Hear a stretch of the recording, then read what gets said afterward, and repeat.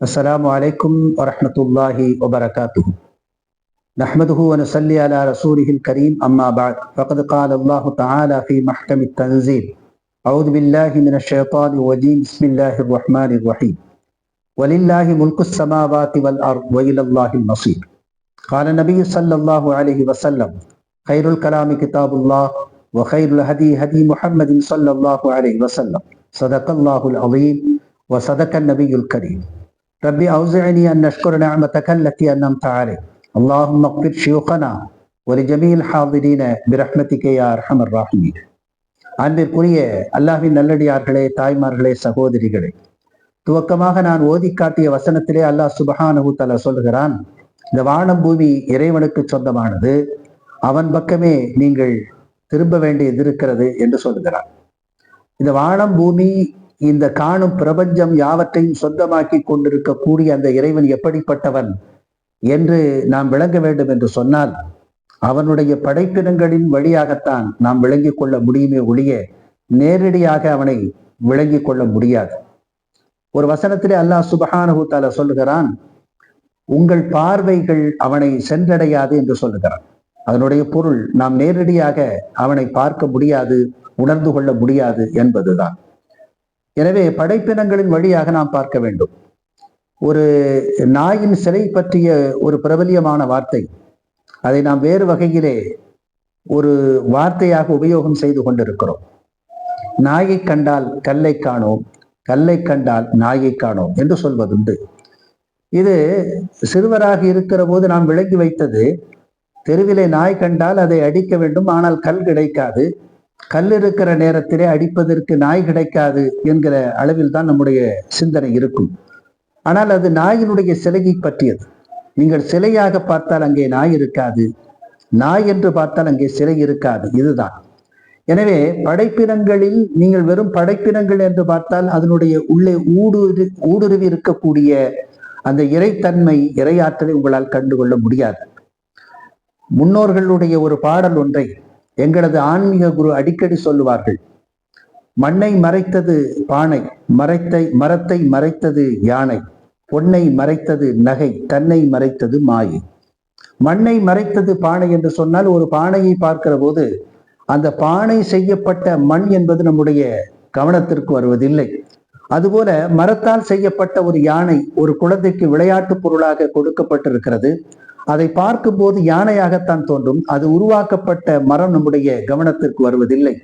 அதுபோல நகைகளை பார்க்கிற போது அது உருவாக்கப்பட்ட அதனுடைய அடிநாதமாக இருக்கக்கூடிய, மூலமாக இருக்கக்கூடிய நகை, அந்த பொன் என்பது நம்முடைய கவனத்திற்கு வருவதில்லை.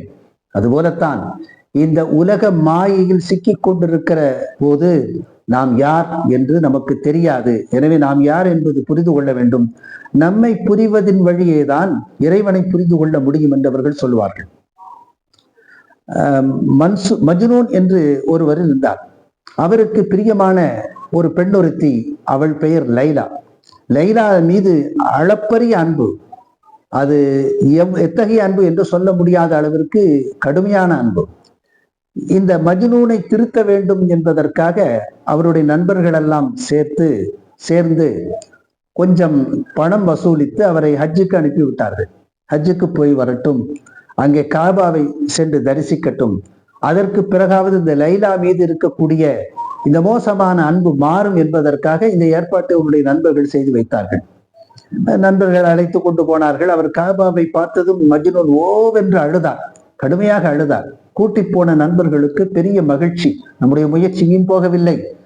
அவர் காபாவை பார்த்து அழுகிறார், அவர் திருந்து விட்டார், இனிமேல் அந்த லைலா என்கிற பெண் மீது அதிகமான ஆசை கொண்டிருக்க மாட்டார் என்று அவர்கள் நினைத்து கொண்டு அழுகையெல்லாம் முடிந்ததற்கு பிறகு மஜ்னூன்ட்ட மெல்ல கேட்டாங்க, என்னப்பா என்ன நினைக்கிறார்? இந்த காபாவை பாருங்கள், என் லைலா போல எவ்வளவு கருப்பாக அழகாக இருக்கிறது என்று அப்போதும் அவன் லைலாவை தான் சொன்னான். இவர்களுக்கு கோபம் வந்து விட்டது.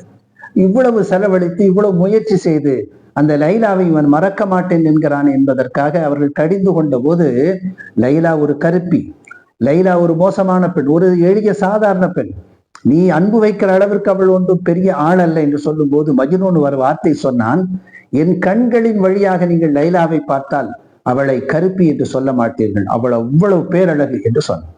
இது போலத்தான் நாம் ஒன்றில் மயங்கி கிடக்கிற போது அதனுடைய மூலப்பொருளை அடிநாதத்தை நாம் விளங்கிக் கொள்ளாமல் போகிறோம். அதுபோலத்தான் இறைவனுடைய படைப்புகளை படைப்பு பொருட்களாக வெறும் மெட்டீரியலாக பார்க்கிற போது அதை உருவாக்கிய ஒருவனை நாம் பார்க்க தவறி விடுகிறோம்.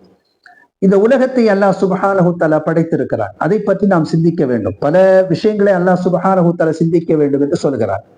அப்படி சிந்திக்கும் போது உலகம் உருண்டையானதா தட்டையானதா என்கிற ஒரு நீண்ட விவாதம் இந்த உலகத்தில் நடந்திருக்கிறது. 1597 கடல் பயணம் மேற்கொண்ட சர் பிரான்சிஸ் டிரேம் என்கிறவர் தான் முதலாக இந்த பூமி உருண்டை என்று கண்டுபிடிக்கிறார்.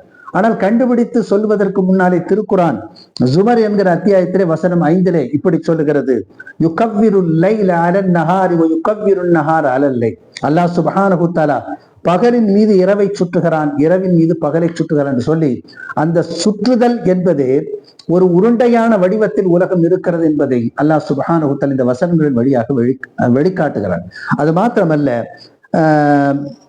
நாசியாத் என்கிற அத்தியாயத்தினுடைய 30வது வசனத்திலே வல் அர்த பஅத தாலிக தஹாஹா என்கிற வசனத்தின் வழியாக அது லேசான தட்டை, உருண்டைதான் ஆனால் லேசான தட்டை போன்றது, கிட்டத்தட்ட தீக்கோழியினுடைய முட்டை போல இருக்கும் என்று ஒரு உருவகத்தை அல்லாஹ் சுப்ஹானஹு தஆலா இந்த வசனத்தின் வழியாக சொல்லி தருகிறார். கலிலியோ மிகப்பெரிய ஆய்வாளர், பூமி உருண்டை என்று கண்டுபிடித்து இந்த உலகத்திலே அறிவித்ததற்காக அவர் சார்ந்த மதத்தின் சார்பாக அவர் மிகப்பெரிய தண்டனை கொடுக்கப்பட்டார் என்ற வரலாறு இருக்கிறது. பின்னாளிலே 2ஆம் போப் ஜான் பால் வந்துதான் அந்த தவறுக்காக மன்னிப்பு கேட்டார் என்கிற தகவலும் இருக்கிறது. எனவே இந்த படைப்பினங்கள் குறித்த சிந்தனைகள், மனிதனுடைய சிந்தனைகள் மாறிக்கொண்டே இருக்கும். ஆனால் திருக்குரான் தெளிவாக சொல்லுகிறது, மாறாத ஒரு உண்மையை சொல்லுகிறது. அந்த படைப்பினங்களை நாம் அடிக்கடி பார்க்கிற போது இவற்றை படைத்தது யார், எவ்வளவு பெரிய ஆற்றல் இருக்கிறது, பூமி எவ்வளவு விரிக்கப்பட்டிருக்கிறது, இந்த முகடு இல்லாமல் தூண்கள் இல்லாமல் வானம் எவ்வாறு நிறுத்தப்பட்டிருக்கிறது என்று நாம் சிந்திக்க வேண்டும். அஃபலா யன்துரூன இலல் இபிலி கைஃப குலிகத், இந்த ஒட்டகத்தை அது எவ்வாறு படைக்கப்பட்டிருக்கிறது என்று நீங்கள் சிந்திக்க வேண்டாமா என்று கேட்கிறார். வயில சமாய் கைஃப ருஃபியத், இந்த வானம் எவ்வாறு உயர்த்தப்பட்டிருக்கிறது. வயிலல் அருதி கைஃப சுத்திஹத், இந்த பூமி எவ்வாறு மனிதன் வாழ்வதற்காக விரிக்கப்பட்டிருக்கிறது என்றெல்லாம் அல்லாஹ் சுப்ஹானஹு தஆலா நம்மை பார்த்து கேட்கிறார். இதனுடைய நோக்கம் என்ன? இந்த படைத்த பொருட்களை சிந்திப்பதன் வழியாக இவ்வளவு பிரம்மாண்டத்தை, இவ்வளவு வலுவானதை, இவ்வளவு ஆற்றல் மிக்கதை படைத்த இறைவன் எப்படி இருப்பான் என்று புரிந்து கொள்வதற்காகத்தான். எனவே இனிமேலே நாம் காணுகிற எல்லா பொருட்களின் வழியாகவும் படைத்தவனை குறித்து நாம் சிந்திக்க வேண்டும்.